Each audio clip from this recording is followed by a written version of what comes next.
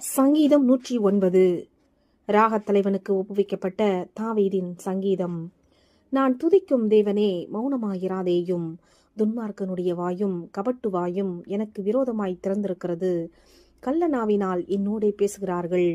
பகையுண்டாக்கும் வார்த்தைகளால் என்னை சூழ்ந்து கொண்டு முகாந்தரமில்லாமல் என்னோடே போர் செய்கிறார்கள். என் சிநேகிதருக்கு பதிலாக என்னை விரோதிக்கிறார்கள். நானோ ஜெபம் பண்ணி கொண்டிருக்கிறேன். நன்மைக்கு பதிலாக எனக்கு தீமை செய்கிறார்கள். என் சிநேகத்துக்கு பதிலாக என்னை பகைக்கிறார்கள். அவனுக்கு மேலாக துஷ்டனை ஏற்படுத்தி வையும். சாத்தான் அவன் வலது பக்கத்தில் நிற்பானாக.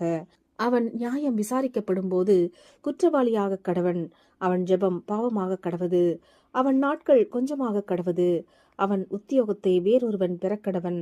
அவன் பிள்ளைகள் திக்கற்றவர்களும் அவன் மனைவி விதவியுமாக கடவர்கள்.